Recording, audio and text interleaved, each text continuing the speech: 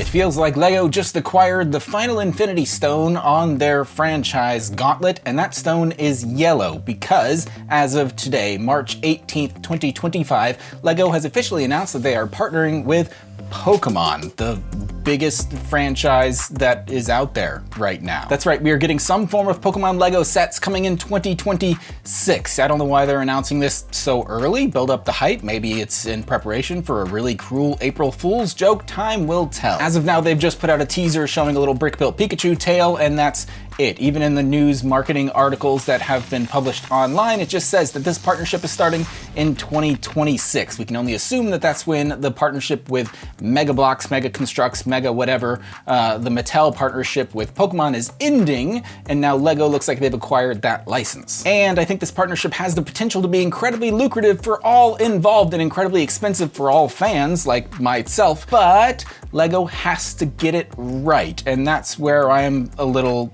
trepidatious. So here's what I want to do today. We've done this before. I want to do a little speculating. I want to think about what sets might result from this partnership, what those might look like, what my hopes and fears and dreams and nightmares, looking at you, Haunter, what those could look like in this partnership. Also, let me know what you want to see out of this partnership. Let me know your dream set. What generation of Pokemon did you grow up on? I'm a millennial, which means I was straight up Gen 1, Kanto region, baby. I want the 3 main starters. We're probably going to see plenty of those. Here's a quote to get us started from LEGO's news article. It says, "The LEGO Group will be bringing the most loved Pokemon to life in a brand new way." That's what frightens me. I know it's just marketing speak, right? But my biggest fear is that LEGO's going to Mario this whole thing. As in, no minifigures, no molded figures. It's gonna be some weird in-app integration. It's gonna not be what the people want. That's not to say there aren't fans of the weird Mario play sets where you need to update an app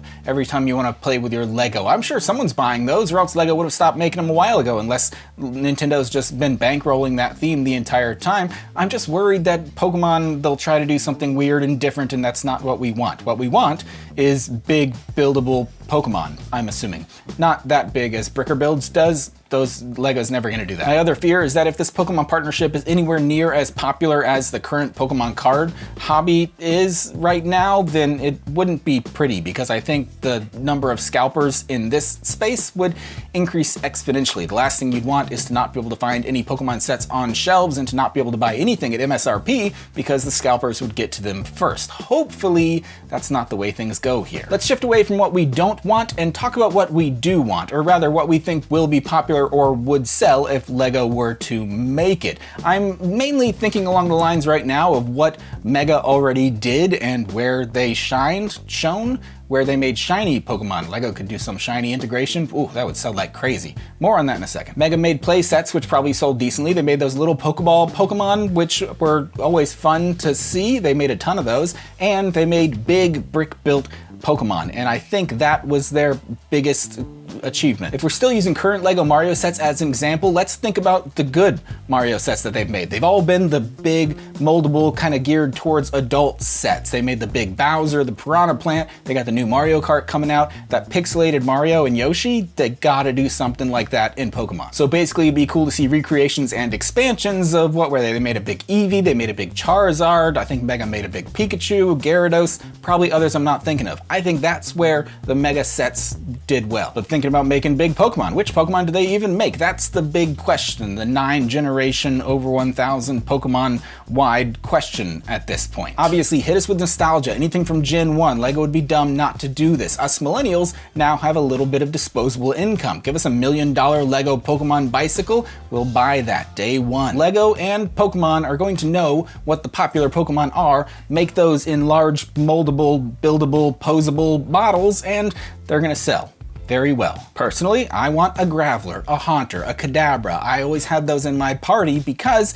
I never had anyone to trade with to get them to evolve to their final forms, but they still got pretty strong. Graveler is my #1 dude. Well, I guess Geodude is my #1 dude, but he eventually became, you know what I mean. Also, if we're talking about evolutions, I think there's a lot of potential in these LEGO 3-in-1 sets. Give us Charmander, Charmeleon, Charizard, buildable in one set as alternate builds, or give us 3 Pokemon of the same type in one set that I have to choose between. Make me buy 3 of the same set 3 times I will do it. Lego, you're leaving money on the table if you don't do this, man. Also, if you think about how these 3-in-1 sets work, they don't get any minifigures and they don't get any custom molded parts. They all just use bricks. And that brings me to my next question. Are we getting minifigures or custom molded parts? Again, if we're using history to predict the future, I think World War III is imminent. But if we're using more fun history to predict a more fun future, thinking about Lego franchises like Animal Crossing, Zelda, again, Mario, are we getting minifigures? Well, in the Animal Crossing franchise, we get these little dioramas, we get these little play sets. Lego could do that, but with Pokemon, give me a couple little buildings from Pallet Town, a buildable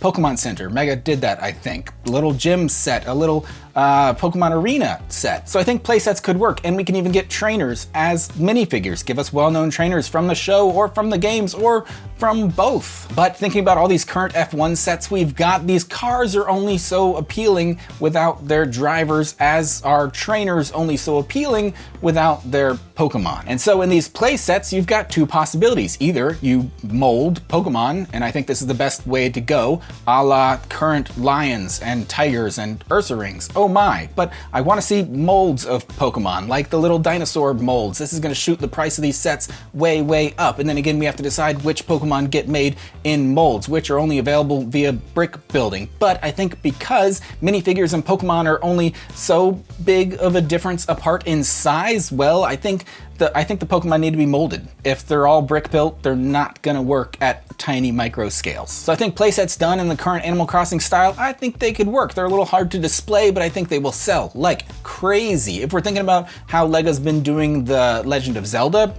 integration, there's been one set so far, and it's been a big diorama. It had minifigures, it didn't have any molded creatures. It had a molded ocarina, though. Ocarina? How do you say it? I can't wait to mispronounce every Pokemon that's not Gen 1 in these new sets. Besides big buildable Pokemon and play sets, they could do some version of CMFs, something in a blind box, which worries me a little bit, because again, too many Pokemon to choose from. But even if they did a real CMF with trainers, we don't care about the trainer without the Pokemon. They could do gym leaders, that would be a lot of fun, but then it's like, do I care about Lieutenant Surge without his Raichu?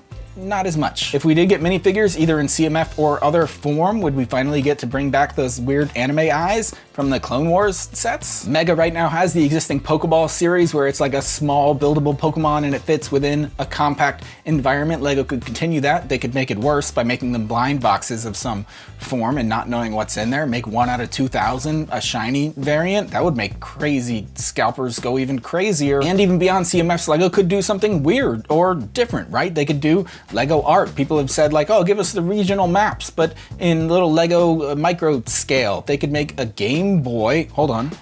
Not Lego could make a Game Boy, Lego is making a Game Boy coming out later in 2024, but they could make a Pokemon Game Boy Advance. This thing was I still got Pokemon Yellow in there. This is mine originally from a kid. Imagine this, but built out of Lego. It's frozen, but ooh, doesn't that nostalgia feel good? This needs to be in my shelves. I have a yellow section up there. There, you see it? It's out of focus, but it's there. BrickHeadz is on my list of predictions. I wish it weren't, but you know, Lego could just say accuracy be darned, make 1,000 of the silly little things. Please don't. I love this idea of this missing no mosaic art that I saw on Rebrickable. Give me one of those. They gotta do something pixelated. Lego would be foolish not to do something in the form of like the Mario and Yoshi, but I don't know who or where.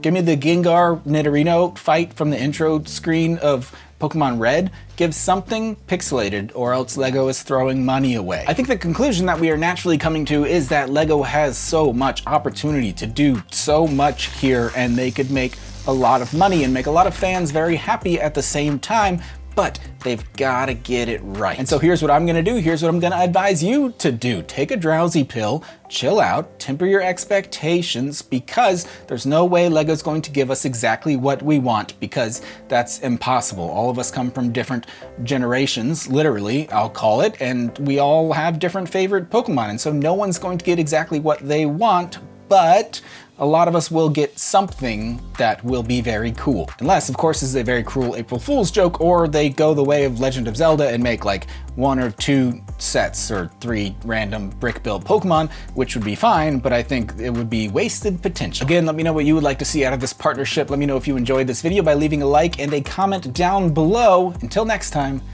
I'll see you next time.